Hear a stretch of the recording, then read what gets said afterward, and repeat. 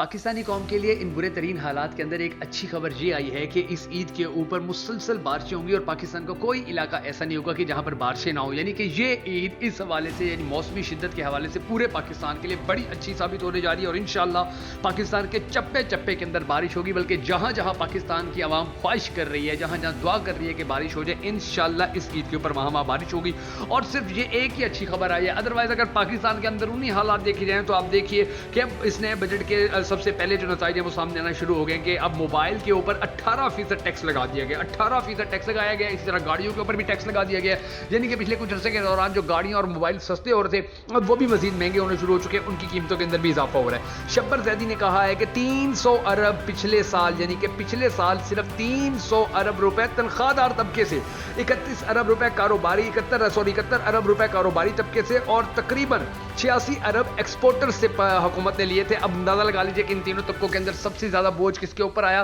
تنخواہ دار طبقے کے اوپر, جس سے 300 ارب روپے لیے گئے تھے. اور اب اسی تنخواہ دار طبقے سے جو پیسے لیے جائیں گے, جو ٹیکس لیا جائے گا وہ ڈبل ہوگا. یعنی کہ اب اس سے بھی ڈبل کر دیے گئے اور اب یہ کہتے ہیں کہ جی جو غریب لوگ ہیں ان پر کم ٹیکس ہوگا, مگر سب سے زیادہ ٹیکس جو ہے وہ انہی کے اوپر ہی تنخواہ دار طبقے کے اوپر لگایا گیا. اور شبر زیدی نے یہ بھی کہا کہ پہلے 300 ارب تھے, اب وہ 75 ارب اور یعنی کہ 375 ارب روپے اب جو تنخواہ دار طبقہ ہے اس سے ٹیکس کلیکٹ کیا جائے گا. یہ پاکستان کے اندر شہباز شریف کی جو حکومت ہے وہ یہ کام کر رہی ہے. شبر زیدی نے ایک بڑا زبردست سوال بھی کھڑا کیا. انہوں نے کہا کہ پوچھنا چاہیے پاکستان مسلم لیگ نون اور جو یعنی کہ پاکستان پیپلز پارٹی ان سے پوچھنا چاہیے کہ کیا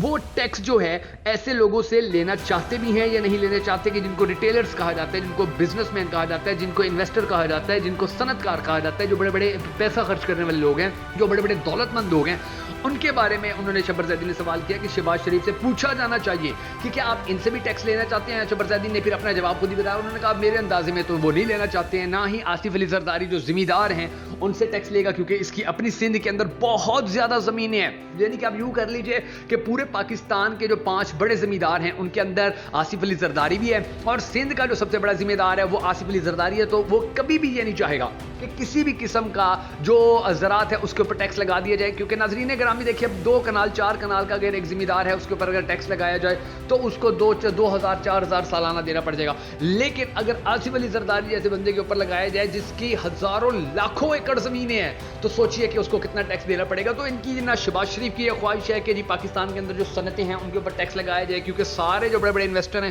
ان کے ساتھ ان کے شیئرز ہیں. اسی طرح جو آصف علی زرداری ہیں وہ زراعت کے اوپر کبھی بھی ٹیکس نہیں لگنے دے گا سندھ کے اندر, کیونکہ اس کو پتہ ہے کہ زراعت تو ساری میرے ہاتھ میں, میرے کنٹرول کے اندر ہے. تو یہ لوگ بیسیکلی ان لوگوں سے ٹیکس کلیکٹ نہیں کرنا چاہتے ہیں کہ جن کا حق بنتا ہے کہ وہ سب سے زیادہ ٹیکس دے, بلکہ یہ ان لوگوں سے ٹیکس کلیکٹ کرتے ہیں کہ جو غریب طبقہ ہے, جو تنخواہ دار طبقہ ہے, جو 30 دن کی محنت کرتے ہیں اور پھر اس کو پیسے ملتے ہیں اور وہ جو پیسے ملتے ہیں وہ اس کے 15 دن بعد ختم ہوئے پڑے ہوتے ہیں. جو مہنگائی ہے, جو ٹیکسز ہیں, تو انہوں نے کہا کہ یہ جو حالات ہیں, یہ جو سچویشن ہے, اس کے اندر ان کی نیت ہی نہیں ہے کہ یہ پاکستان کو کسی نہ کسی طریقے سے کسی نہ کسی انداز کے اندر پاکستان کو ان مسائل سے نکالے, پاکستانی عوام کو. ہاں انہوں نے اب یہ جو بجٹ پیش کیا ہے, جو انہوں نے بجٹ سامنے لانے کی کوشش کی ہے,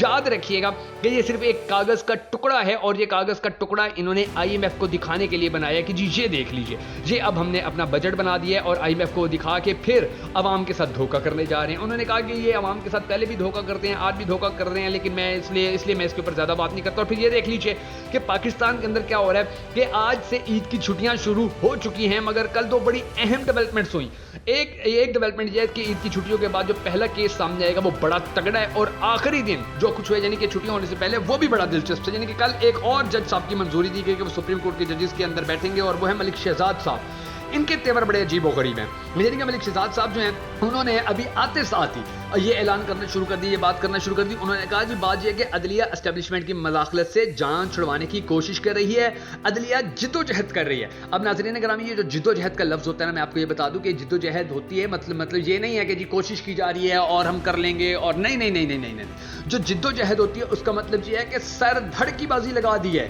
اس کا مطلب یہ ہے کہ آنکھوں میں آنکھیں ڈال کے سینہ تان کے بات کر رہے ہیں. اس کا مطلب یہ ہے کہ اب کشتیاں جلا دی گئی ہیں. جد و جہد یہ ہوتی ہے کہ اب کوئی پیچھے راستہ نہیں بچا, اب اب کوئی واپس جانے کی جو سبیل ہے وہ نہیں بچی ہے. اب تو کھڑے ہونا ہے, اب تو ڈٹنا ہے, اب یا مرنا ہے یا مار دینا ہے. وہ چیز کہلاتی ہوتی ہے جد و جہد. یعنی کہ مثال کے طور پر اب دیکھیں پاکستانی میڈیا ساری زندگی یہ کہتا رہا جی جو مقبوضہ کشمیر ہے وہاں کے جو لوگ ہیں ان کی جو جد و جہد ہے ہم ان کے ساتھ کھڑے ہوئے ہیں. تو وہ جد و جہد ورڈ کیوں استعمال کیا جاتا تھا, وہ لفظ کیوں استعمال کیا جاتا تھا کہ وہ لوگ ڈٹ کے کھڑے ہوئے ہیں ظلم کے خلاف, وہ لوگ ڈٹ کے کھڑے ہوئے ہیں اسلحے کے خلاف, وہ لوگ ڈٹ کے کھڑے ہوئے ہیں فوجی لباسوں کے خلاف, وہ لوگ ڈٹ کے کھڑے ہوئے ہیں اس ظلم کے خلاف کہ جو ان کے اوپر ہو رہا ہے. اب وہی لفظ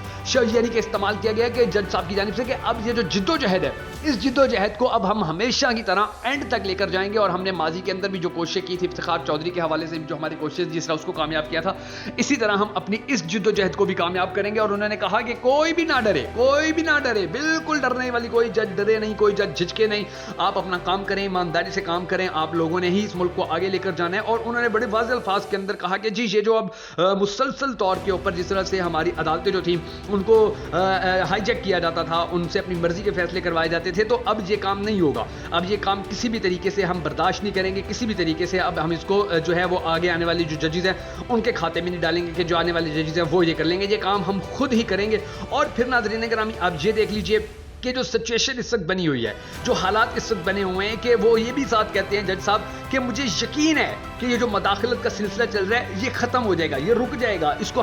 ہم ٹائم فش کر دیں گے. یہ باتیں انہوں نے راولپنڈی کے اندر ایک تقریر کے دوران کی تھی اور انہوں نے واضح طور کے اوپر کہا کہ جی ہمیں بڑی شکایات ملتی ہیں کہ جی ججز کو دھمکایا جاتا ہے, ججز کو پریشرائز کیا جاتا ہے, دباؤ میں لایا جاتا ہے کہ جی آپ ہماری مرضی کے فیصلے دیں ورنہ آپ کے بچوں کے ساتھ جو رہے گا. سرگودا کے جج کی جو کہانی ہے یعنی کہ وہ سب کے سامنے ہی ہے کہ کس طریقے سے ان کا میٹر, گیس کا میٹر توڑا گیا, ان کی عدالت کے بعد فائرنگ کروائی گئی, ان کے گھر والوں کو ٹارچر کیا گیا. کیا کچھ نہیں کیا گیا تھا کہ وہ آئی ایس آئی کا ایک بندہ ہے اور اس کو ملنا چاہتا تھا جی, اور اس جج نے کہا کہ میں نہیں ملتا. تو یہ نہیں کہ جج کا جو خط اب آیا ہوا ہے وہ بڑا ہی زیادہ گمبھیر تھا. اور اس کے حوالے سے پھر یہ جو جج صاحب تھے انہوں نے بڑی کھلی باتیں کی, انہوں نے بڑی واضح الفاظ کے اندر باتیں کی. اور انہوں نے کہا جی بات یہ ہے کہ ملک شہزاد صاحب نے کہ یہ جو جج تھا اس سے مجھے بڑی محبت ہے کیونکہ اس جج نے خوف زدہ ہونے سے اپنے آپ کو روک لیا. یعنی کہ یہ خوف زدہ نہیں ہوا, یہ ڈرا نہیں ہے, یہ سینہ تان کے آنکھوں میں آنکھیں ڈال کے کھڑا ہو گیا. اور جب ہم بغیر خوف اور بغیر کام کے یعنی کہ بغیر ڈر کے کام کریں گے تو پھر ہماری کارکردگی بھی بہتر ہوگی. پھر اب یہ دیکھ لیجئے کہ آج چھٹی کے دن بھی عدالت لگی, آج کے دن بھی عدالت لگی. لاہور ہائی کورٹ کے جو جج تھے انہوں نے 2 پولیس اہلکاروں کو معطل کر دیا.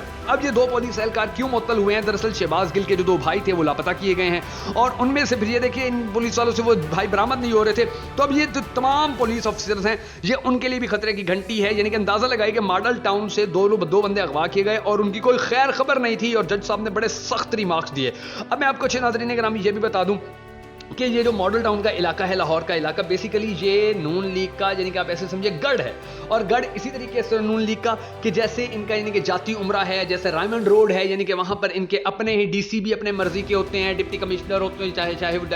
اسسٹنٹ کمشنر ہوں, چاہے ایس ایچ او ہو, چاہے ڈی پی او ہو, چاہے ڈی ایس پی ہو, وہ سارے کے سارے جو ہوتے ہیں ان کی اپنی مرضی کے ہوتے ہیں. یہ ان کو اپنا یعنی کہ کیونکہ انہوں نے وہ علاقے اپنے بنائے ہوئے تو یہ یعنی کہ یہ کہتے ہیں یہ تو ہمارے علاقے ہیں, یہ ہماری غلامی کے اندر ہے. پھر وہ ان سے کوئی یعنی کہ ڈیفینیٹلی ایسے ہی ہے کہ یہ لوگ اس کو تو وہاں ٹکنے ہی نہیں دیتے کہ جو ان کی منشا کے مطابق نہ چلے, جو ان کی مرضی کے مطابق نہ چلے. یہی وجہ ہے آپ دیکھیے کہ لاہور کے یعنی کہ اب جو بھی علاقے ہیں, چاہے وہ آپ دیکھ لیجئے کہ رائمنڈ روڈ ہو, چاہے وہ آپ یہ دیکھ لیجئے کہ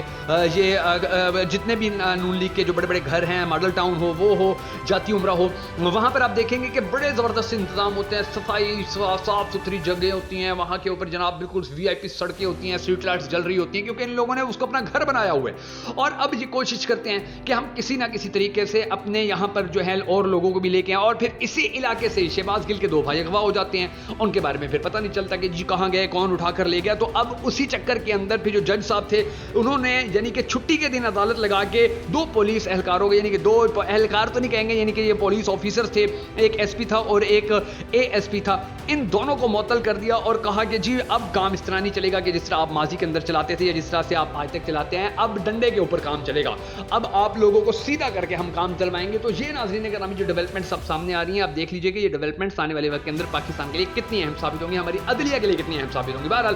ہم سب کو اللہ تبارک و تعالیٰ کے حضور دعا کرنی ہے کہ اللہ تبارک و تعالیٰ ہمارے ملک کے حالات کے اوپر رحم فرمائے اور ہمارے ملک کے حالات کو بہتر کرے. اگر آپ اس دعا میں شامل ہونا چاہیں تو بگا فیکٹس کی اس ویڈیو کو لائک اور شیئر ضرور کر دیجیے گا.